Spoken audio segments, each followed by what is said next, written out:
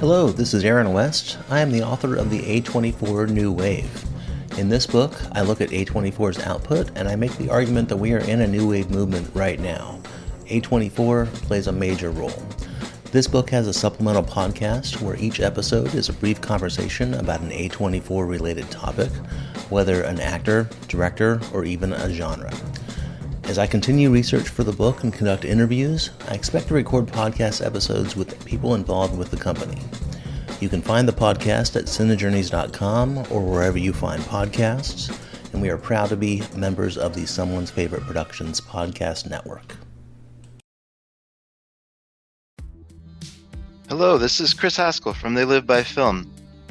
For those that don't know us, Adam, Zach, and I, we built a podcast over the last 2 years that's a combination of film discussion from 3 very different perspectives, as well as industry interviews with the leaders in boutique Blu-ray and 4K community. We started with Dev Crocodile, but over time we've been lucky enough to speak with Arrow Video, Severin, Mondo Macabro, Vinegar Syndrome, Radiance, Indicator, most of the OCN partner labels. It's been a blast. You can find us wherever you podcast, and also actually recently as part of Someone's Favorite Production podcast network. We hope to see you online.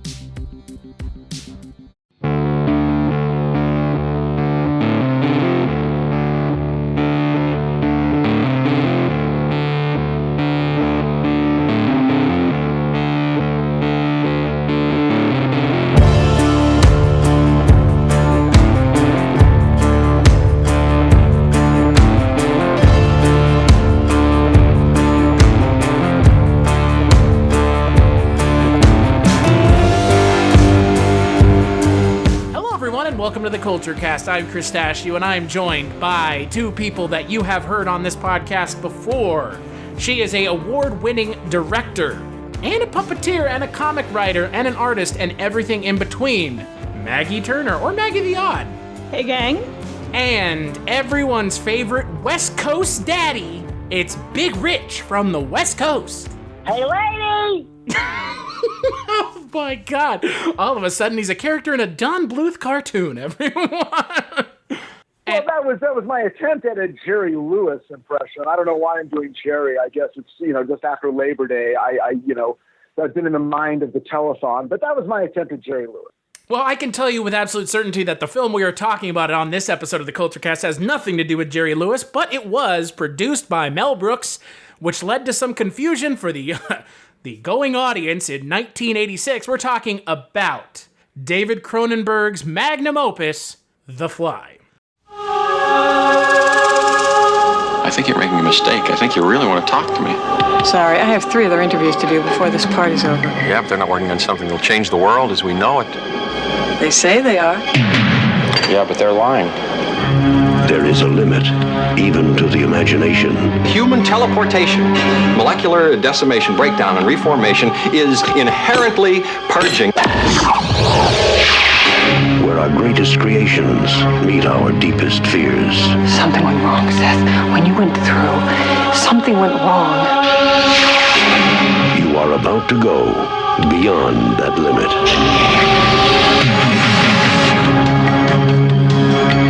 Those weird hairs that were growing out of your back, I had them analyzed. But they were definitely not human.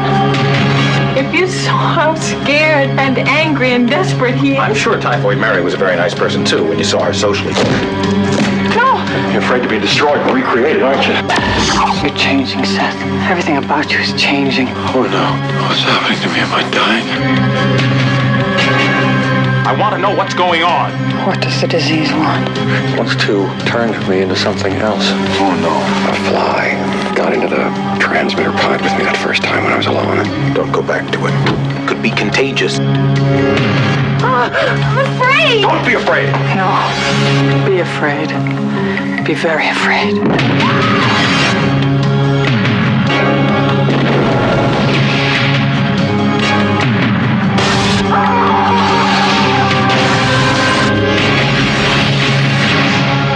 Help me.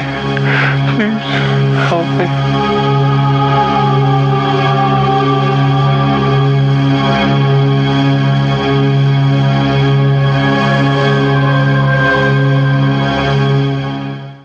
The film is directed by Mr. Cronenberg. It is written by Charles Edward Pogue and David Cronenberg. It is loosely based on the 1957 short story and the 1958 film of the same name, The Fly. It stars everyone's favorite eccentric actor, Mr. Jeff Goldblum, and the focus of this month's theme, Geena Davis, along with John Getz, who, and I quote, is too busy to talk to you this month, so go fuck yourself. Jeff Goldblum, I mean, he didn't tell me to go fuck myself, but his agent said he's too busy to talk to you.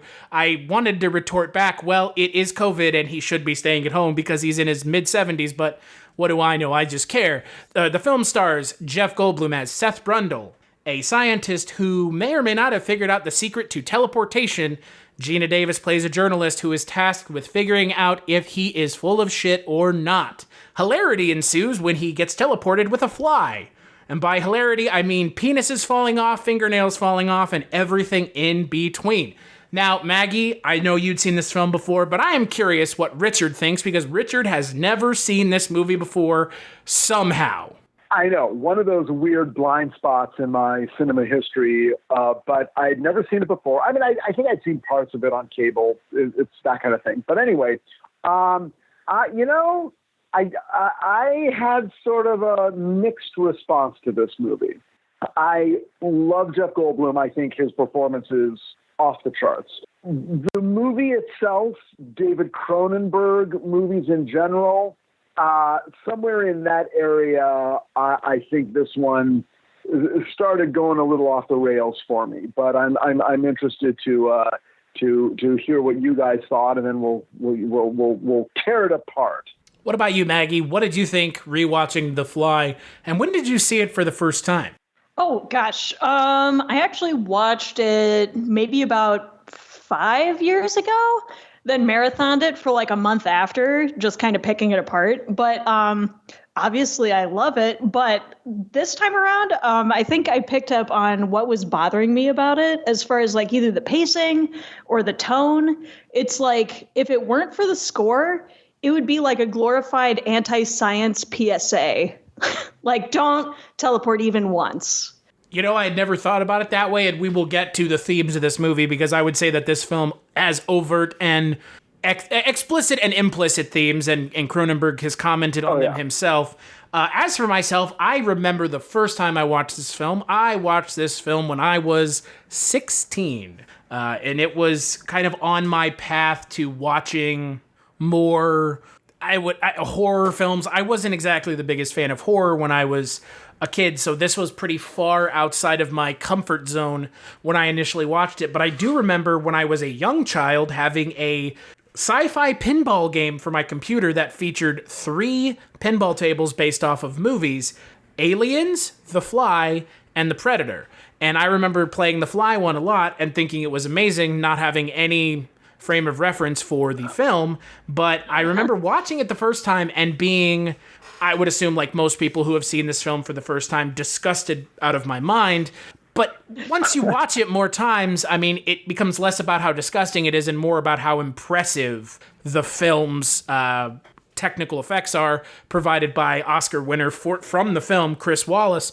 But again, watching it for a critical viewing for the first time, to your point, Maggie, there are some problems, and I'm sure we're going to touch on them. But I mean, for me, it's a film that there's a lot going on. There's a lot of interesting stuff that has some things to say, whether it's, implicit or explicit. But it's an interesting movie, and it's not my favorite David Cronenberg film by any stretch of the imagination. That goes to Videodrome without a question. But it's a good movie, and like you mentioned, Richard, it's a fantastic performance by Jeff Goldblum. Hello, my name is Kevin Tudor, and I'm one of the 3 hosts of Almost Major, a film podcast dissecting many major indie studios and the films they release. Every week, myself, Charlie Nash, and Bryden Doyle discuss overlooked forgotten, or bona fide classic indie films via studio-specific miniseries. We've previously covered numerous films from Artisan Entertainment, Lionsgate Films, and New Line Cinema. Titles including The Blair Witch Project, American Psycho, Dogville, But I'm a Cheerleader, Saw, Requiem for a Dream, and Ringmaster. You know, the Jerry Springer film. Anyways, we have a fun time every week and we hope you will join us. Subscribe to Almost Major wherever you get your podcasts. Now proudly a part of the Someone's Favorite Productions podcast network. I mean, if not for Jeff Goldblum, I don't think anyone would care about this movie because it would be... You had to have the right person in the role of Seth Brundle. Otherwise, he's not as sympathetic, but yet at times terrifying as his character kind of slips farther into being a fly as a man and less of a man as a fly. Yeah, because you can't go with a traditional leading man in the 80s. You know, you can't go with... I mean, I suppose you could go with Harrison Ford, but why would you? I mean, Harrison Ford could have pulled it off. But like, who's in the sort of the range of not quite leading man necessarily? Like, for some reason, I keep thinking of William Hurt, but maybe that's because of Altered States. You know, someone who's like, you know, mixed up in a bad scientific experiment, who's also a good actor. But it would have been like not a leading man. I mean, Jeff Goldblum, great casting, and yet at the same time, to me, is also how do I say this? I want to say a decision made through the same aesthetic that provides a lot of the movie's problems, which is David Cronenberg's inherent coldness. And I notice it primarily in this movie because the themes suggest that the film might have benefited from a little bit more warmth so that we could, and God bless the guy for trying, for saying, I want to do something that's about people and characters and love and heart. But I think because, in my opinion, David Cronenberg is not necessarily adept in those areas, that the falling short felt even stronger. I wanted to feel in the greatest horror movies pity and terror for the monster, but in the end, the pity part, the oh my God, this relationship, but for his arrogance, could have been one of the great romances of all times. I want to feel sad for Geena Davis. And yet I couldn't. I was grossed out and kind of felt like, God, could this just please fucking end? Jesus, Richard. And to answer your question, there's I don't know what else to say there. And to answer your question, there's only one actor who could have pulled this off. This summer, Arnold Schwarzenegger is The Fly. I mean, that's the thing about The Fly, at least for me, and I don't know how y'all feel about it. The film is so intrinsically tied to Jeff Goldblum now, I'm not sure I could see anyone else doing the role. Yeah, I know. Yeah, no, that's fair enough. I don't know. His impression of a fly was pretty dead on. Oh my God. I mean, the thing about the movie is you get to see Jeff Goldblum essentially out of makeup for 50 minutes, and then the rest of it is a cavalcade of disgusting effect after a disgusting effect, to the point where, like you mentioned, Richard, it's just like, oh my God, just end already, like, for fuck's sake. And look, like, here's the thing. I don't feel that way the way you do. I like how kind of over the top it gets, but I can totally see where you're coming from. Because by the end, when, you know, Geena Davis literally pulls Jeff Goldblum's jaw off, it's like, this better be the climax of the film, or else how much farther could this go? Like, how much farther could we devolve here? Well, exactly, and at that point, well, you know, I mean, and while we're talking fantasy, there was a lot of the movie in the second half where I sat back going, "Wow, okay, so today, what if Guillermo del Toro did this movie, and in what way would it feel different? Would we be leaning more into wonder and away from body terror?" And I don't know. I mean, again, this is let's pretend, but I kept looking at it, and again, the only reason that it comes up for me is that my favorite Cronenberg movie is The Dead Zone. And I think it miraculously works because they stuck so closely to the Stephen King story, which is all heart and all emotion. And amazingly and thankfully, and to his credit, Cronenberg pulls that one off with a large degree of emotion. And the guy he cast is Christopher fucking Walken, not the warmest guy in the world, and still managed to pull it off. Now, frankly, Christopher Walken could have been the Fly. Great. I love it. Come see my teleporters. Stop. Don't shoot me. I'm a fly. Buzz, buzz. Here we go. Boy. How great would that be? That'd be awesome. Oh, man, I don't know. I don't know if you would be terrified or laughing the entire time. This summer, Christopher Walken is a man flying. Oh, no. I just can't take Christopher Walken seriously after watching the musical rendition of Puss in Boots, where he played Puss in Boots. So it just ruined it, literally everything else. Maggie, what is your David Cronenberg film of choice? Since Richard and I have given our picks for Cronenberg of choice. Honestly, I'm cheesy enough to say this actually is my favorite. I never got as much into Videodrome as I wanted to. I think it was because I really wanted to rent it from the library, but that copy was gone for like 3 years. And it finally came back and I was super pumped about it. And then it's like, well, I got to see Debbie Harry, so that was fun.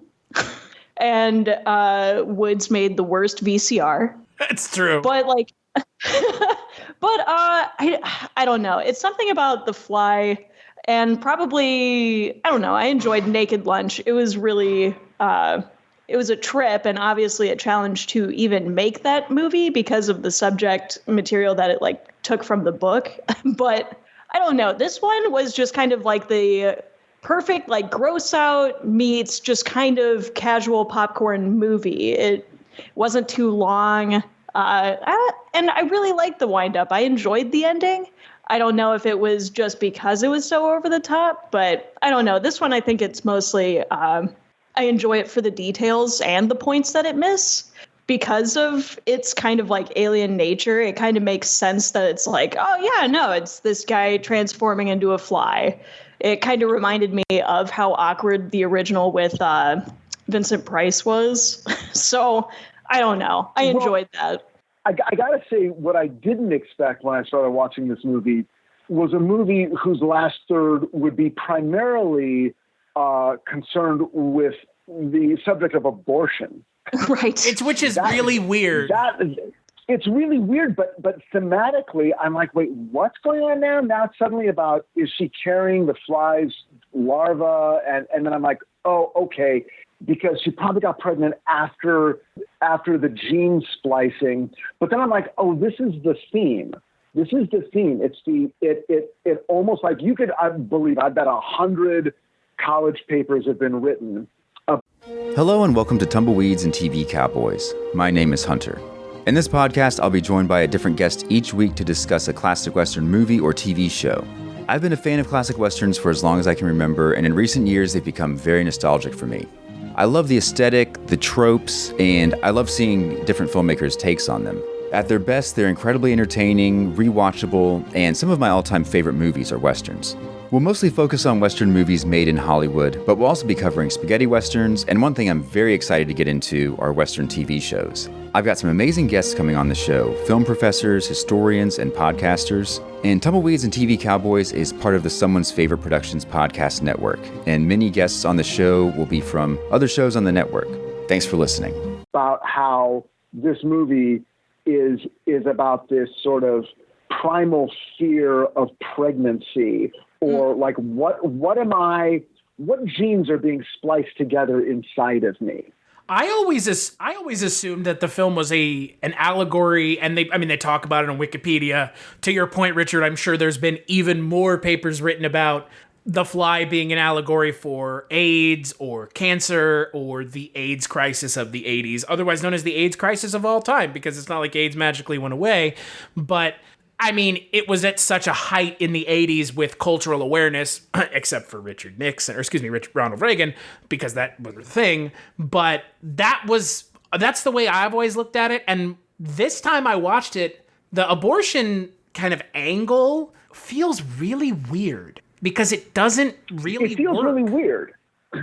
Well, but I can totally buy that Cronenberg would be interested in that sort of gynecological kind of, again, body terror. I went there because we're now 30 years on from that. When you're in the, Fatal Attraction was about AIDS. When it came out, because it's like, oh, what happens? What terrible things can happen after a casual hookup? And it's like, oh, okay, Fatal Attraction's about AIDS. Okay, I get that.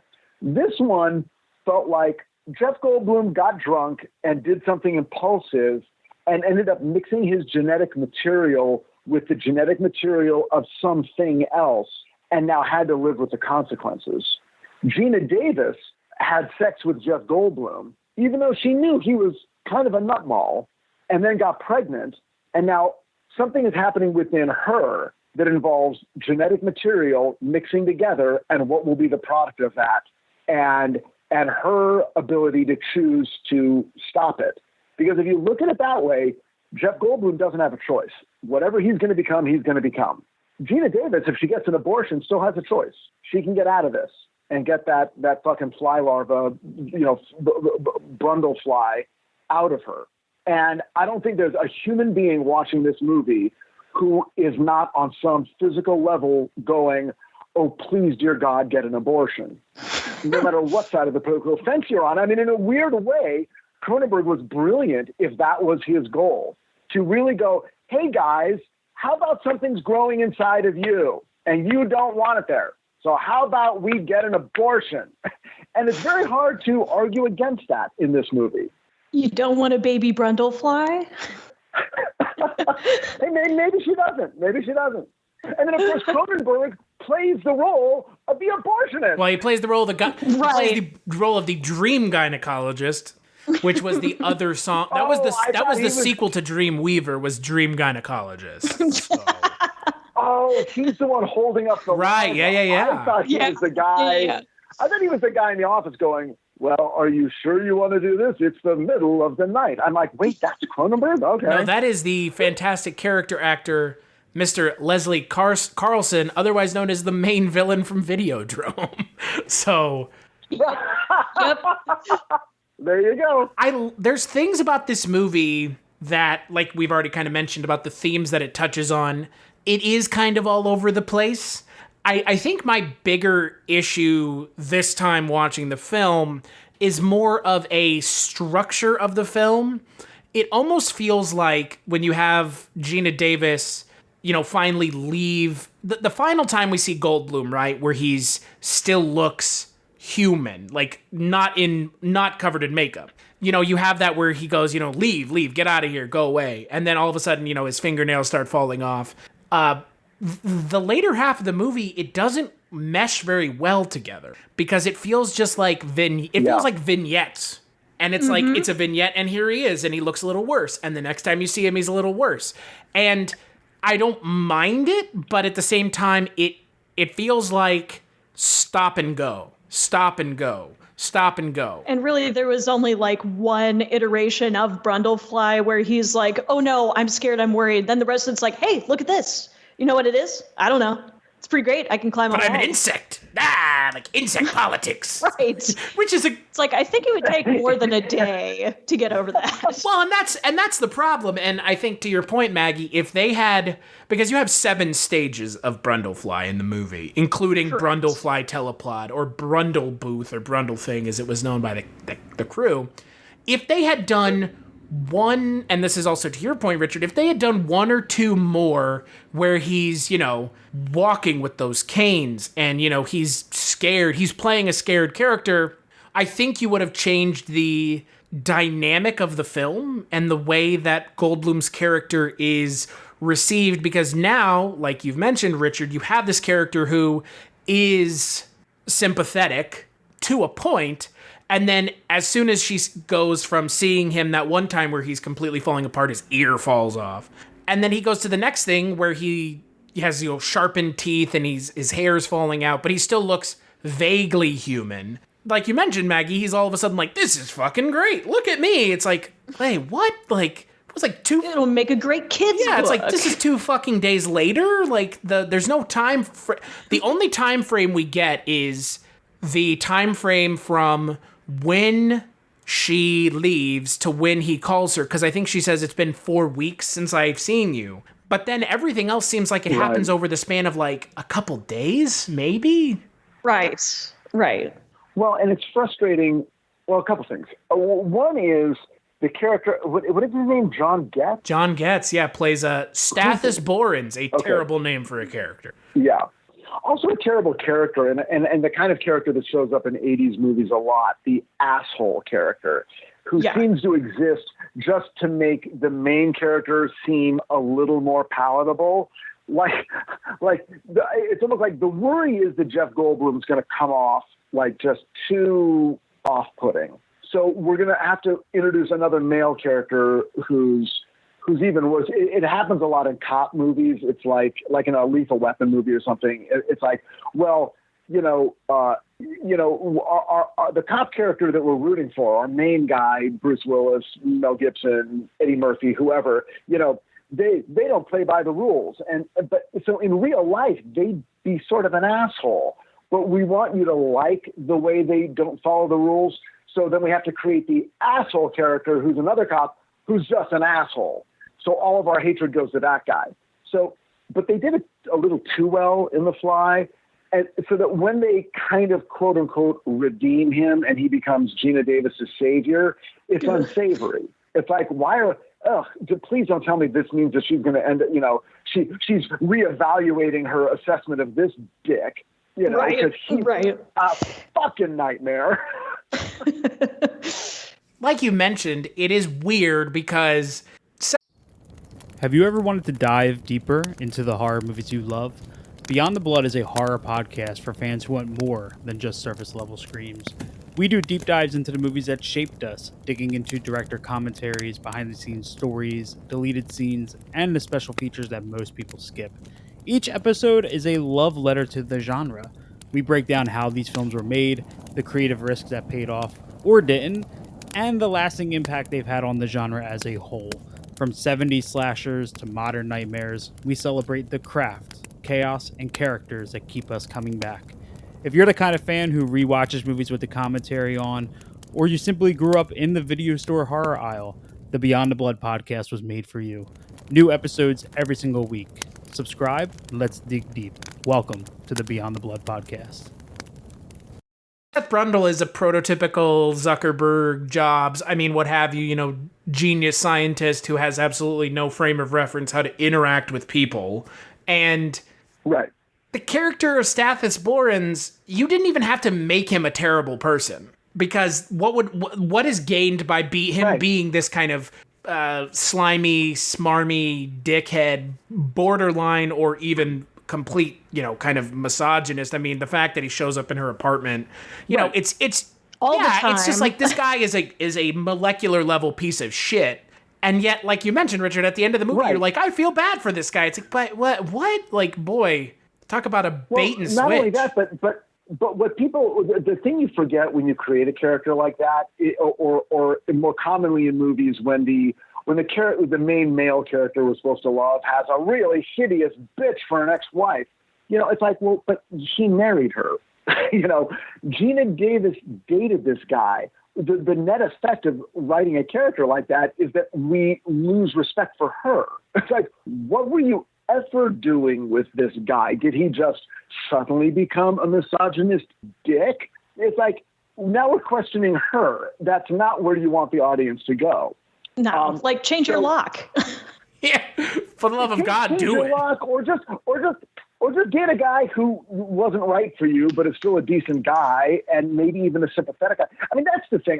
And this is just my instinct, for characters. But it's like, just make him a sympathetic guy too. And by the way, make fucking okay. Here you go. Here's a version of this. have Jeff Goldblum be the self-involved scientist, right?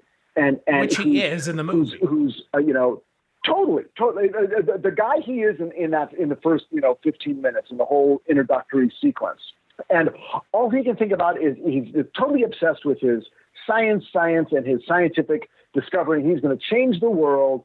That's what he's going to do. He's clearly been a nerd his whole life, but now he meets this woman, and this woman changes his life.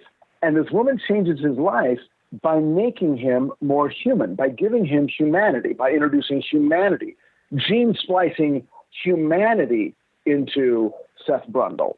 And now we've got something to root for. We're rooting for that gene splicing. But at a crucial moment, fate intervenes, something goes wrong, he gives into his arrogance, or maybe he even decides, if I do this and I'm successful, now she'll really love me. Now we can then get married. I'll have money. I'll have made a name for myself. We can get married, have children. I can start my life. But he does it a little too quickly. And the arrogance got him. The hubris got him. And now he is gene spliced with the fly. And now we watch the second half as the tragedy unfolds and his humanity goes away, but we understand it in terms of the relationship. And now maybe you get the emotion that is the potential in this story. I wonder, I do wonder what the motivation was for making the character of Stathis Borans so unlikable, because this film is a 3-cast movie, almost down to a 2-cast movie. I mean, you have Goldblum and Davis, and that's it. And I don't understand why you make 2 characters so close to each other without giving...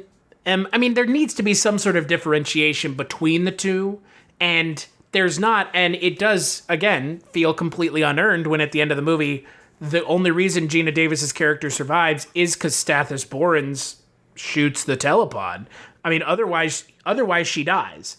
I mean, there's no two ways about it, and so it's weird because 2 of the 3 characters in the movie are rather unlikable, and then Geena Davis is just kind of there, and I mean, realistically, for this being Geena Davis month and talking about films that she was in the 80s, her character, again, Geena Davis she's not given a whole lot to do. No, in fact, it would have been nice if they actually developed that relationship a bit more, because it does seem like it only just kind of happened and then they just kind of hung out a bit instead of like actually really putting in some roots. Yeah, like why is she in love with him? Like, why does she fall for him so fast? Because he's a weirdo? Yeah. It's...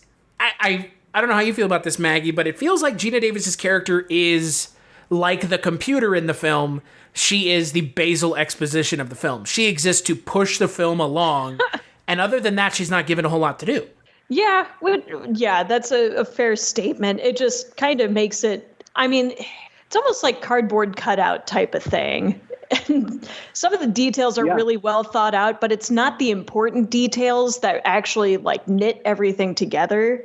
It's like you had a really great story idea, but then you had to make up a bunch of scenes to get to point B. So you just kind of threw it in and hoped for the best. Well, you're right. The focus and the focus of this film is so much on Goldblum, and I get that. That's legit.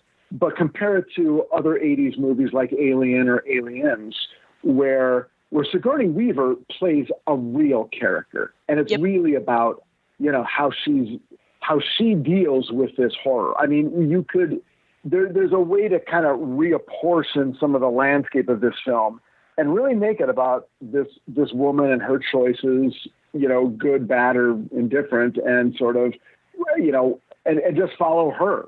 That's a solid comparison for that, because I mean the way that they establish the characters' connection to one another, especially in Aliens, it's through that traumatic experience where it seems like Geena Davis met Jeff Goldblum just at this fucking, I don't know, your school science fair, and then they just went home so she could check it out. It was like the most mundane way to try and spark that relationship to be as strong as it would be, where she wouldn't just jump town. She's actually going to put you out of your misery. It just didn't seem earned in that capacity. You wanted to, but it just never clicked. Whereas almost the immediate gut punch response, I almost wish if Goldblum's character Brundle knew about the pregnancy before he started really, really transforming so that he could be in on that terror as well, then it would almost seem a bit more solid. As opposed to him just going, oh, by the way, now that I know, I'm going to kidnap you from the abortion clinic. in a scene, again, the scene that preludes, or the prelude to the scene at the abortion clinic is just Jeff Goldblum looking over the building and us assuming he heard everything they said. And it's like, right. It's like, okay. Like you just mentioned, Maggie, it doesn't feel earned. And look, I don't know about Maggie, because Maggie, like you mentioned, this is your favorite Cronenberg movie. I didn't expect that we were going to tear this movie apart as much as we have. Oh no, that's why I love it. It's because of its like big failures. Right. It comes off as so bizarre that I'm just fascinated with that. I love crap cinema for this reason, because there are really good thoughts behind this, but it's just the driver got really shithoused and now he's all over the road. Yeah, it's not, I mean, look, Chris, you've subjected me to some movies that probably did not deserve the amount of attention we gave them. This is not one of them. This is, there's a lot going on here. It's just sort of a matter of like, and again, unfortunately, some of it is 80s filmmaking and tropes of 80s filmmaking. Mm-hmm. Actually, I can't even say that. The use of a woman in a story as a means for the male character's transformation is still alive and well. I mean, you can find movies that came out this year that it's like, oh, so she's just there so that he learns that he needs to whatever. Mm-hmm. But the other thing is that Geena Davis is really good in this movie. Here's a weird question for you guys. So even in the first few minutes of the movie, I'm like, what? She gets in a car with this guy and drives, and now they're in like some fucked out warehouse and she goes inside. Like I'm watching it with 20/20 eyes and I'm like, no, you don't do this. This is not the way you would tell your daughter to behave. This is bad. She was really hoping that if anything goes wrong, she could just throat chop him and get out of there. Well, and I mean, she even mentions in that scene, she's like, oh, look at this shithole. And he's like, it looks cleaner on the inside. It's like, okay, what? No, I'm not going to find out. Yeah, like, I'm out of here. This looks like the building out of the beginning. It looks like the building that Isabella Johnny's character is in Possession. It's just like a rundown, concrete shell of a building, and Jeff Goldblum just happens to be inside doing, world-changing science. Oh yeah, that he doesn't expand upon. He's just like, no, I swear it's going to be sweet. When you go in there, it's going to blow your mind. You're going to have so much to write about. You'll be amazed. And it's like, actually, get out of my car. And then the first thing he does, he tells her all this stuff, and he's, but don't write about this. Yeah, he's like, what is that thing in your hand? What? Is that a recorder? Like, dude, you really ask what that is? Yeah, she said she had 3 other interviews that night, so it's like, come on, bro. She's a reporter. You bring her to your lab and tell her your secrets, and then say, but don't write it. What the fuck did you think was going to... Oh, I forgot. You know what? I forget this ever happened. That was a little weird. So the original draft of the script by Charles Edward Pogue had the main characters, instead of one being a scientist and the other one being a journalist, they're a married couple, and he's still a scientist, but it's his wife. And, that harkens back more to the original film, obviously.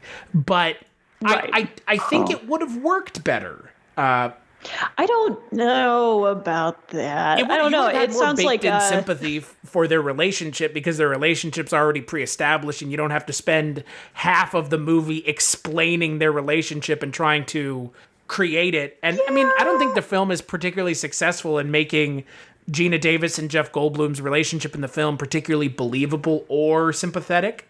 No. But I think there's like a careful balance where, because of all of the like really good themes about like the unknown, and especially at that end buildup where you're not sure if she will be able to do it or not. I think you kind of lose that if you established a long-term relationship between those two, because then it's like, oh, well, they love each other no matter what. They're going to make it through this, where it still can have those bleak themes because maybe they've been going out for a month or so, but there's still she could easily just book it.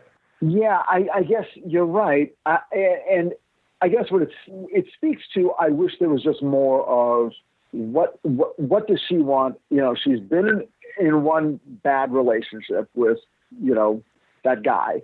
And now she's getting into another relationship that seems better. What is it? What does she want? I mean, any sympathy you have for that relationship is totally earned by her.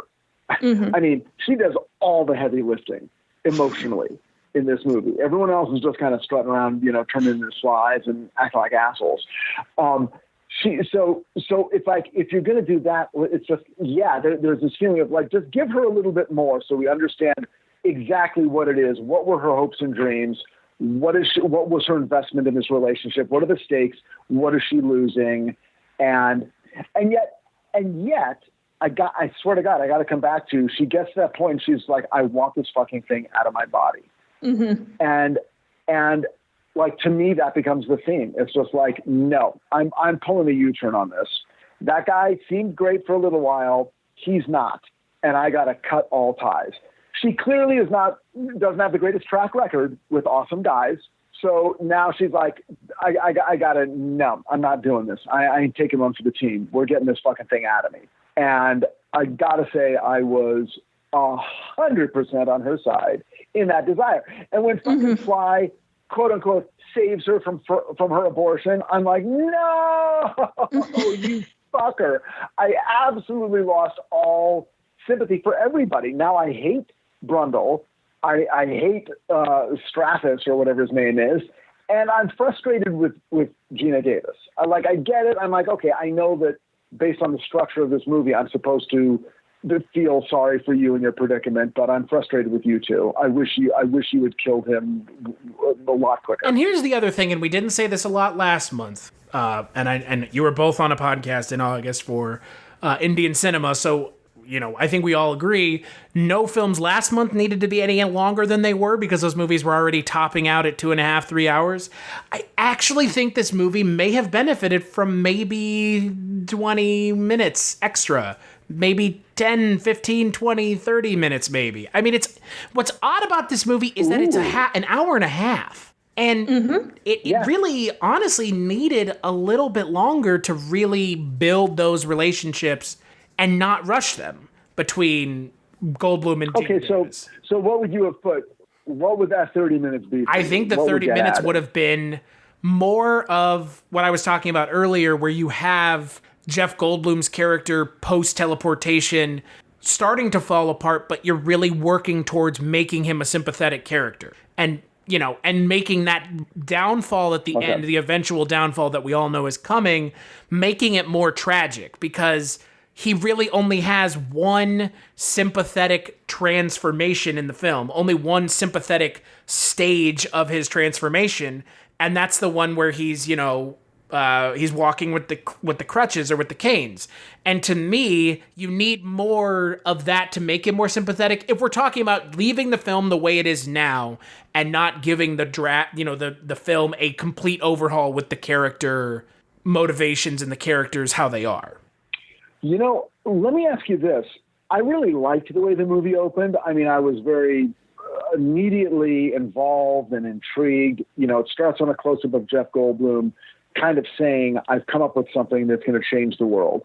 But it also made me feel like maybe they cut the first 5 or 10 minutes. like you wouldn't, like, that seems like an odd way. If I sat down to write something, I might not start it there. I might start with him in the lab, or him doing something, or her getting the assignment, or just something to sort of get you to the, you've got to go to a party and talk to these crazy inventors. I don't want to. Yeah, well, you have to. Do you get the feeling that something was cut out at the beginning?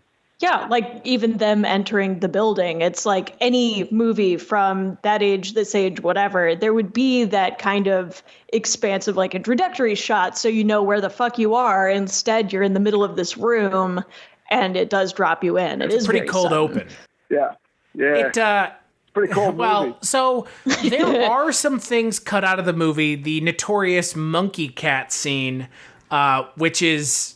I think the film, as awful as the scene is, and you can watch it on the DVD, you can watch it on YouTube, it's a scene where Brundle attempts to replicate what he was doing and try to figure out what went wrong while he's trying to find a cure, and he puts a monkey and a cat in the machine and turns it into a monkey cat, and then he murders it with like a crowbar, which, I mean, it's an awful scene. I mean, it's disgusting, but I think the film needed something like that because it needs to show that he's like trying to fix it as opposed to just us assuming that's what he's doing. And then there's the scene where the fly leg shoots out of his side and he bites it off, which is, you know, if that was something you wanted to see. And then there's the final scene of the movie that was cut out after a screening of the film, which was it has this weird, there's this weird name that it's given, and it's called like the butterfly embryo, the butterfly baby coda is what it's called. And you have like a baby that ends up having, like it's a Geena Davis dream at the end, and it's a baby that ends up having wings coming out of it like a butterfly. I mean, again, you know, again, it just goes back to both of your points where it's like this movie could have used a little bit more. And honestly, the maggot baby dream, as great as it is that, you know, David Cronenberg is in it, you know, it definitely could have been at the end of the movie and it probably would have worked just as poorly there as it does in the rest of the film. Yeah, fair. But I mean, I get it. I mean, I get they can't. It's like, look, there's a horror movie, so let's just keep delivering, and it'll also help set up her state of mind. Like, once you see that scene, everything after that, when she's like, yeah, I'm not, whatever this is, no. Yeah, fuck this baby. And yet she still has the child, because that's what the sequel is about, by the way. Yeah, no, I remember that. Oh, shit, you're right. I didn't even think about that. Yeah, I mean, the movie ends without resolving that question, and I have not seen Fly 2, obviously, so wow. So then the butterfly dream is, the butterfly dream is her dream then of, well, but what if it works out? What if it's beautiful? But man, Jesus fucking Christ. No joke. And I'm sure Maggie would echo this. The Fly 2 is not a dream. It is a fucking nightmare. Yeah, it's like the worst Benadryl fever dream you could have thought of. There's some fun, like legitimately hilarious, memeable moments from the second film. Dude, left and right. It's worth it for the novelty, but I mean, the effects are good, but the thing is, and I'm sure you would agree with me, the second film is all about the effects and nothing else. It is a shell of a plot. It's a spectacle. I mean, you have Eric Stoltz, the acting powerhouse Eric Stoltz, playing the love child of Jeff Goldblum and Geena Davis, who has the dormant fly DNA inside of him. Okay. And so he ends up working for Bartok of Bartok Industries, and they're trying to figure out a way to cure him, but also, and correct me if I'm wrong, Maggie, weaponize the fly mutation? It's something like that. I know they wanted to exploit it more so than transform it, because wasn't that the whole entire rapid fire ending? It's like, they're using me. I have to break free. Yeah, and then, you have Bart. It's just real stupid. It's the way they end up explaining how they spoilers for The Fly 2. I wouldn't go watch it. You can find the best parts of it on YouTube. The way that they explain how to cure what was happening to Jeff Goldblum in the first film is exactly what Jeff Goldblum was talking about in the first film, which is, if I get into a telepod with another person and we merge, that person will get the fly DNA and I will get their normal DNA. It's essentially a blood sacrifice. You're turning someone else into a fly to turn back into a human. Which I don't think would even work on a scientific basis on like common logic. I think that just means that someone's getting a third of fly DNA, right. Or it's just going to be a giant mass of inside. Kill me. Yeah, right. It's way worse than anything we saw in the first movie. That's almost too simple in a way, because then it's almost like, well, why not just go get some fucking. You know, according to the morals of this movie, just go get a homeless guy off the street, punch him in the face till he goes unconscious, stick him in the machine, climb in with him, problem solved. Like that's a little too 1-to-1. It's lazy. I don't know if they were really saying that that's all it took, but Jesus Christ, if that's all it took, I would have. And I was Jeff Goldblum, I would have gone and grabbed some useless piece of human flesh and done it. It's just lazy. Right. It's just ultimately lazy. And the funny thing is, the second film doesn't feature Jeff Goldblum. It features him in a cameo, which was repurposed footage from the first film that they didn't use. Geena Davis has nothing to do with the second film because her character dies off in the first minute of the film. John Getz shows up to play Stathis, and he has a cane, and he doesn't have a hand, and he's a bitter old in quotations. He's a bitter old version of himself, and like that's it. And there's very little there's very little of what made the first movie so good in the second film, except for Chris Wallace, who did the effects in the first movie. He's the director of the second film. So, well, and also it feels like it's borrowing. I mean, isn't that straight from Aliens? The notion of industry is gonna weaponize this monster yeah, but that's DNA. Like that's the lazy direction you go in sci-fi if you just don't care. It's like, well, the military's weaponizing it. Yeah. Okay. Sure. Yeah. Yeah, it's like, you don't know what you're dealing with. I mean, to your point, Alien, the Alien franchise, even up until Alien Covenant, has never been able to get out from underneath that bullshit of, Weyland Yutani weaponizing the alien. It's like, Jesus Christ, no one could have come up with a more interesting motivation for people wanting these monsters other than to weaponize them, which clearly fucking never works because these things are uncontrollable monsters who will kill you at a moment's notice.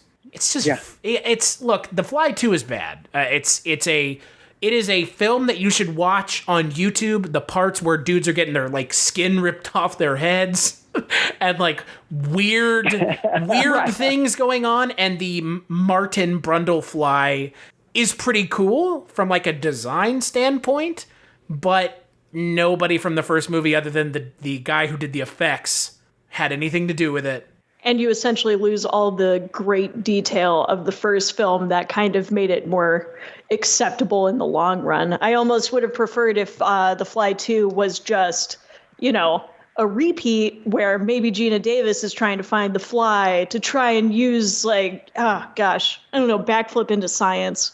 It's just so bad, and it could have been a little bit better. Well, and Well, yeah, I mean, not being able. I get why you don't use Geena Davis, but that when it's one of the strongest things you have in the first movie, that's the only thing you could possibly import to the second movie. It's disappointing that. Well, and the other thing about the first movie that the second movie doesn't have is, for the problems that the first film has, we still have Cronenberg's deft and metered hand with the effects. I mean, as much as The Fly. And I think we'd agree, The Fly is known as a kind of effects extravaganza. It doesn't punch you repeatedly in the face with the effects over and over. Constantly, it gives you moments of a reprieve. The second film is just like, here's effects. Fuck you, more effects. And it's like, oh, Jesus Christ. It's the alien syndrome, right? What's a good thing? Give them 10 times the good thing and hope that that's still a good thing. It's like, that's foot off the brake, or foot off the gas, maybe just a little bit, or maybe a lot of bit if we're talking about The Fly 2. And then, you have The Fly comic book that, completely ruins anything that The Fly 2 may have done. And then you have the multiple Fly sequels that never happened. Don't search out The Fly Outbreak. I read it this afternoon, and it is bad. Really bad. Actually, it is so bad that I don't understand how anyone spent hard-earned money on the 5-run comic that they did in 2015. It's bad. And then you have the opera, which is kind of fun. Yeah. Kinda is the key word there. I didn't see it, but I sort of get it. I mean, watching this at a certain point, I'm like, oh, right. Okay, the opera. It's it is a tragedy. The film is a tragedy. But, in a tragedy, you need to have a little bit more sympathy for the main character. And when the main character is going, I'm an insect now. I am not a human. I am a man. I'm an insect who dreamed I was a man and the dream is over. It's like, so we never should have felt sorry for you to begin with? My whole issue with the Fly opera is that there is no way you can do something of this musical level with this theme and it not be compared to Phantom of the Opera. It shares too much, and they just didn't have enough to really develop that to one-up the other one. It's like the Beetlejuice musical was actually very successful because of the outskirts musical goers bringing in a new audience. Same with Evil Dead the musical, but that's because it made it its own entity. Really sticking with the strict opera development, it just didn't really benefit. It was a weird option. And the other thing is, to your point, Maggie, as you know, opera, the form of opera is so different from what mainstream Western American audiences would consider a musical that you're going to lose them immediately. Yeah, it's really hard to modernize opera. I mean, fuck it, I still love opera, but it's a lot easier to find that kind of in between. Repo the Genetic Opera was probably the most contemporary thing that I saw attempt, and even that was wonky as I don't know fuck. what you're talking about. Paul Sorvino singing is great. I know, love that movie though, but it is abjectly not good.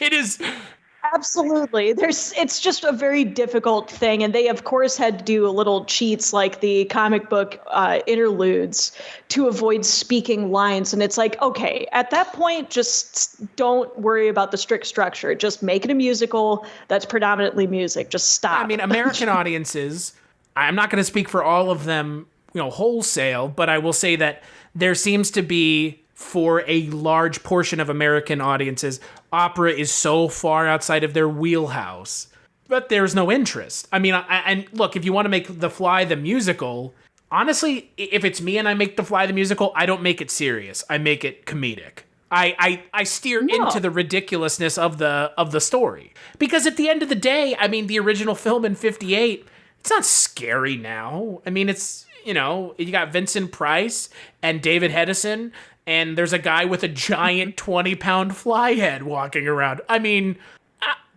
genius. It's hella dumb. Yeah. That's what Cronenberg didn't exploit in his version, and the fact that it was produced by Brooks Films apparently confused a lot of people. If you read stuff at the time, people were like, "I went into this movie. It was produced by Mel Brooks. I was expecting a comedy." Well, the other movie he made at that time, even earlier than this, was The Elephant Man. So, wait, what are these themes that Mel Brooks is following? Man, not quite man. And, at the end of the day, for the film's problems, because again, I think we've highlighted a lot of them, and, it has less problems than the opera. It has way less problems than the sequel. It has way, way less problems than the comic book sequel. So the third, ostensibly what could be considered to be the third outing of this story of the Brundle Fly and the Brundle family line, The Fly, at its heart, is still a very interesting film. And like you said, Maggie, earlier, even in its failures, it still has something interesting to do. It's not just spinning its wheels. Right. And there's something to be said for that. Yeah. And I would agree. I do not feel that this was a wasted 94 minutes of my life watching this movie at all. And if you watch it with people who have never seen it before, their reactions are fucking priceless. Only takes one fingernail and that's gone. The truth. I watched this film with my family this afternoon, and the fingernail scene was bad. The vomit drop scene was worse. I mean, it's just so good. I mean, look, again, it's not a film for the faint of heart. If you've never seen it and you're interested in watching it, maybe watch the kind of best of the makeup on YouTube and see if that's Because that's pretty much, I mean, you're going to see all the stuff from the movie that is kind of the bread and butter of the film. And so if you can make it through that and you're still interested, sit down and watch the movie. But, you know, I mean, again, at least it's not the second movie that doesn't know when to hold off on the effects.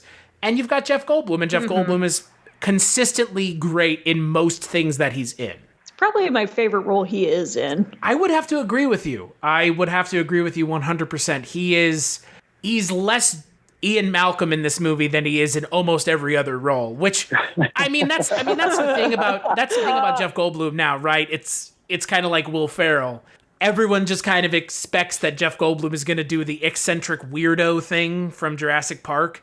And he kind of just has never said, I won't do that. He just kind of always does that. And maybe that's what Jeff Goldblum's always like, because if you watch interviews with him, I think he might actually be like that in real life. He seems kind of like an interesting guy, to say the least. Well, if you can, track down a show he did in the early 80s called 10 Speed and Brown Shoe with Ben Vereen, where they are teamed as a comically, eccentrically mismatched pair of crime fighters brought to us by Stephen J. Cannell, creator of the A-Team and the Rockford Files and The Greatest American Hero. So when he was on a roll, he brought us 10 Speed and Brown Shoe. It was Jeff Goldblum's first job. And hey, Jeff Goldblum also knows how to play the piano, I believe, which is, you know, good for him. That's awesome. So he got to flaunt it right Capitol there. Studio Sessions is actually a pretty good jazz album if that's the thing that you're into. So, on the note of Jeff Goldblum's jazz career, which is completely as far outside of the realm of The Fly as humanly possible, I am curious, Richard, what would you give The Fly out of 5? I'm going to give The Fly. I'm going to give The Fly 4 out of 5. 4 out of 5. 80%. What about you, Maggie?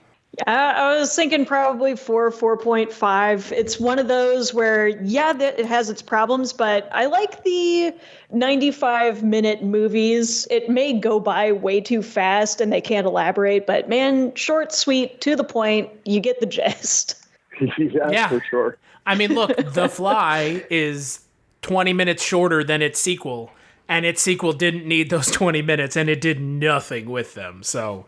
God, it's surprising that the Fly 2 is 100 minutes and the original film is like 86. So there you go. As for myself, I'm going to give it a 4. I love it. It's a great movie, but yeah, it has its problems. But, you know, it's like anything else. I can love it in spite of its problems. So there you go. Well, speaking of movies that people have definitely seen before, let's take a break and we'll talk about the next movie we're talking about on the Kulturecast. Adam and Barbara are recently deceased. They were happy to haunt in peace until the new residents moved in. To rid themselves of these pesky pests, they call on the ghost world's leading bioexorcist. It's showtime. Attention, keyboard shoppers. I'm back. You want somebody out of the house? I want to get somebody out here. But I want out. For good. You two have really screwed up. I want Beetlejuice out of the picture. You guys really are dead. Nightshade's promise. Spirits drive. To the living, let now the dead, shall we, come alive.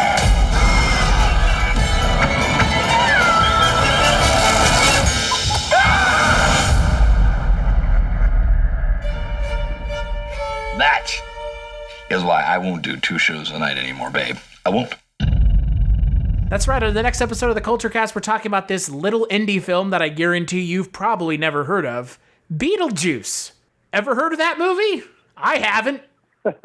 Weird. That's what a bizarre movie. Have you guys ever heard of this film with Michael Keaton? Who's Michael Keaton? Oh boy, I don't know what we're gonna say about Beetlejuice. It's an Alec Baldwin film. Isn't it is an Alec Baldwin film. I always forget that Alec Baldwin's in that movie for some reason. It's primarily known as a Buck Henry Jeffrey Jones movie. Boy, Jeffrey Jones. You know what's funny? Before we close this episode out, I hadn't noticed this yet. So this is Geena Davis in the 80s month. 3 of the 5 movies we're going to be talking about this month have Jeff Goldblum in them. Jeff Goldblum or Jeffrey Jones? Jeffrey Jones is in 2 of them. Jeff Goldblum is in 3 of them. Oh, is that because they were dating? Jeff Goldblum and Geena Davis were married. Oh, okay. Well, that's like dating. That's kind of similar. Not married any longer, but they actually got married after this film. So it just that set the tone. It just begs the question if Jeff had some of those those prosthetics. He was just like, "Is this what you're into?" And he just walks in to the bedroom with this like weird deformed tumor head on. He's like, "Hey," and she's like, "Oh my God, get out of here, Jeff. What the fuck are you doing? I want a divorce. You've taken this role too tear my jaw off. Tear my jaw off. You've taken this role too far, Jeff. What did I tell you about wearing the fly prosthetics to bed?" Oh Lord. So Richard, until you're on the Kulturecast the next time, which will be sometime next month, where can people find you? I have a very low profile on social media. You can only find me on Twitter and then only occasionally at Richard Hatem. And Maggie, what about you? The peak of the highest mountain in the most southern state, or Instagram at Maggie the Odd. I thought you were going to say we could find you in a telepod coming to you soon. No, because I don't want to be part telepod, thank you. Part telepod. Oh. Chris, shoot me now. I want to die. Let me die in peace. As for myself, you can find me on Twitter at casualty_Chris. You can find the podcast on Twitter at Kulturecast and on the internet at Kulturecast.com. We do have a Patreon if that's the thing you're into. If not, hey, I totally get it. Times is hard. Big thanks to Maggie and Richard for joining me, and Richard for watching this for the first time, somehow still wondering how that happened. And as always, hey, thank you for making me watch it, man. That's the gift you give me. Hey, at least it wasn't what the hell was the name of that movie we did last year? Lost Souls? Well of Souls? House on the No, well that one was horrible, but what about that weird the porno comedy, the House on the Hill, or the House 2020 has been a weird year on the Kulturecast, folks. Oh. Can't wait to come back. And make sure to check out the next episode.